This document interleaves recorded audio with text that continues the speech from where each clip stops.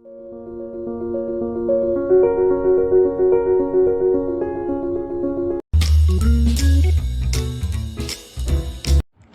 friends, you can see this is a model of the human brain. It is also said as a encephalon. The brain, it's a well protected in a bony box that is called as the cranium of skull.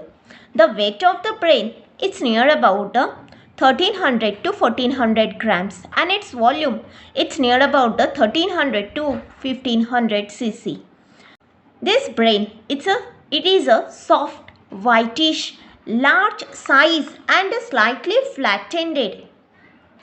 The brain it is well developed to its full size at the age of the 6th year, and it contains near about the 30,000 millions of neurons along with the supportive cells of nervous tissues, nervous systems, that is called as a neural glial cell.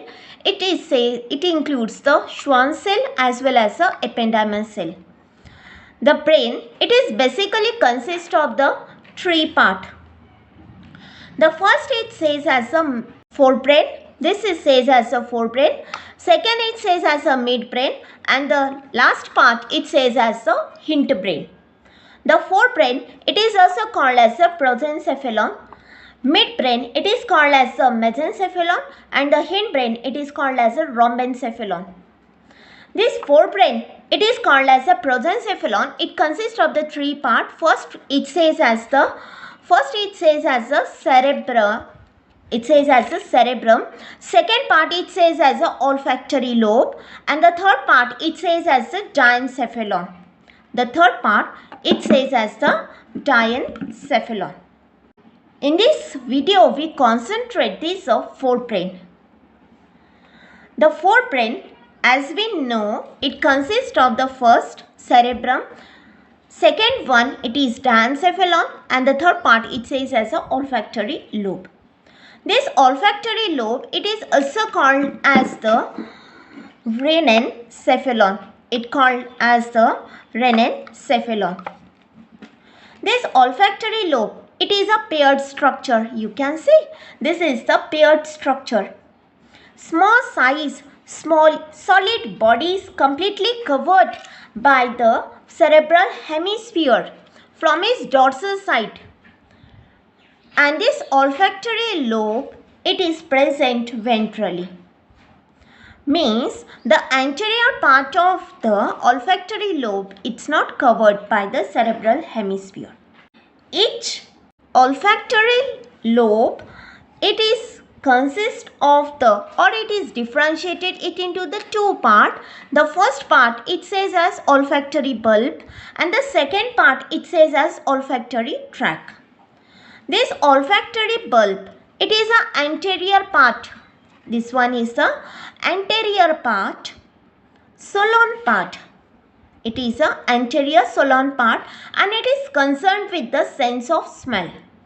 In human, these are less developed, or it is a small in size, because human beings are less dependent upon the smell. Second part it says as olfactory tract. This is a posterior. You can see this is the posterior part, which is end it into the olfactory area of the temporal lobe. So this part it says as a temporal lobe, and this olfactory tract it is end it into the temporal lobe. The second important part of the brain we see it says as the cerebrum. The cerebrum it is also called as the telencephalon. It is a greater brain.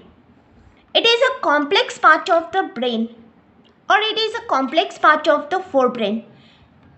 It is occupying near about the 80 to 85% of the total weight of brain, and it is covered near about the 0.5 square meter area of the brain.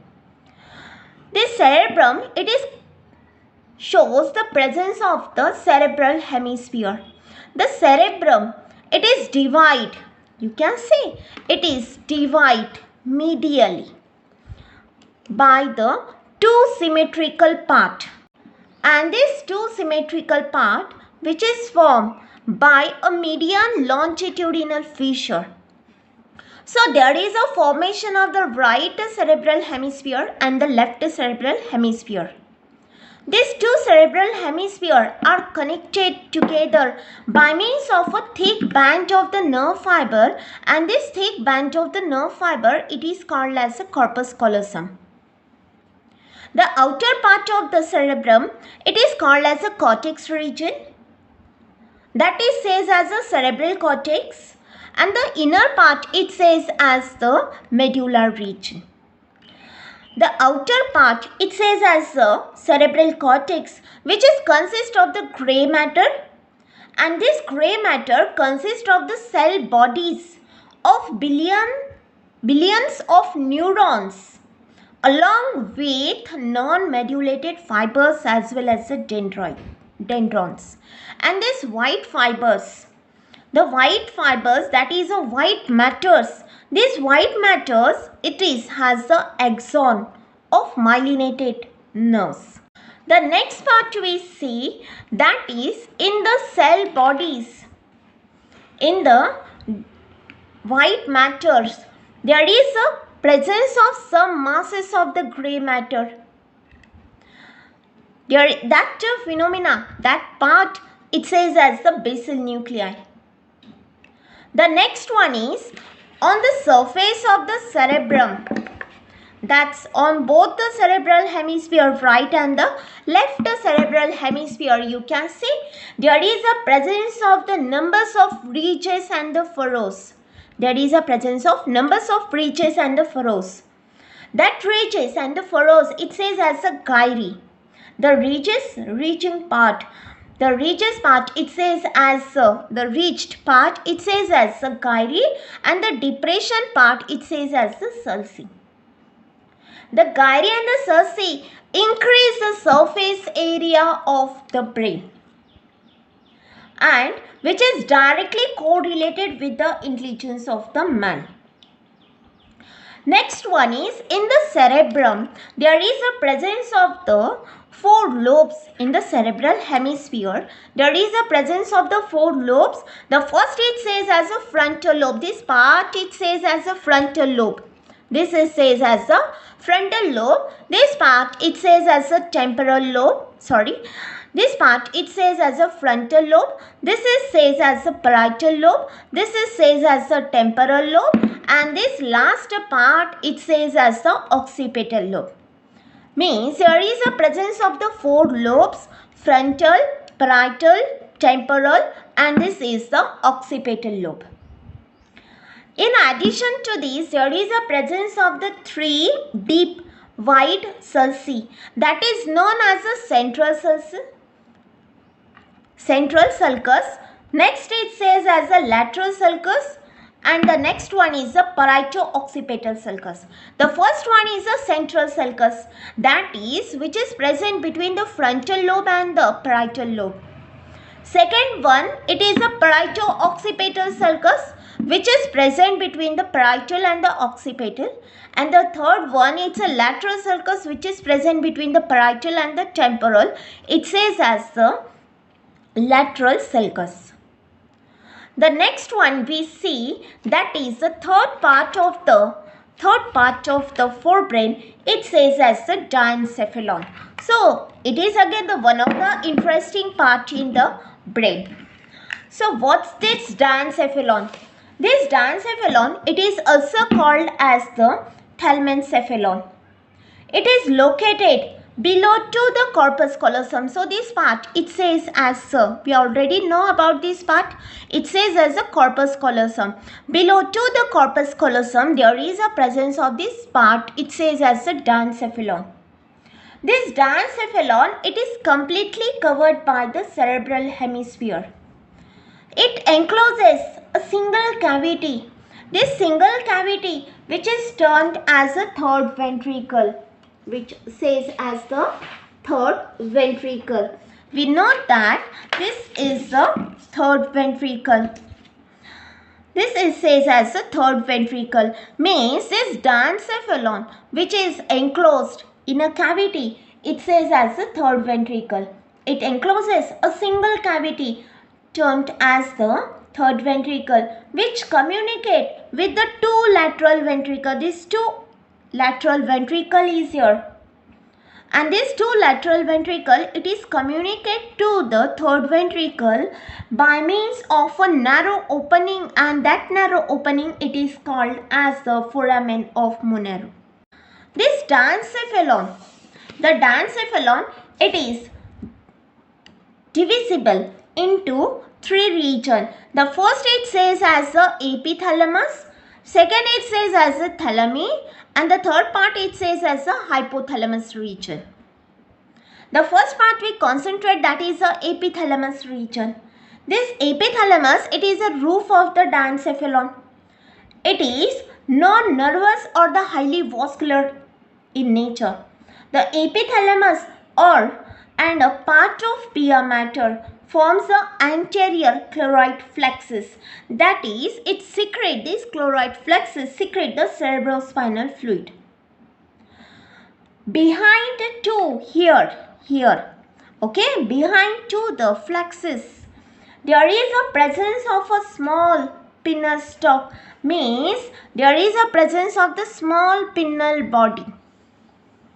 Behind to the chloride plexus, there is a presence of the small pinnal body. This pinnal body or the pinnal gland, it is an endocrine gland, and it secretes the two hormones. First one is the serotonin and the second one is the melatonin.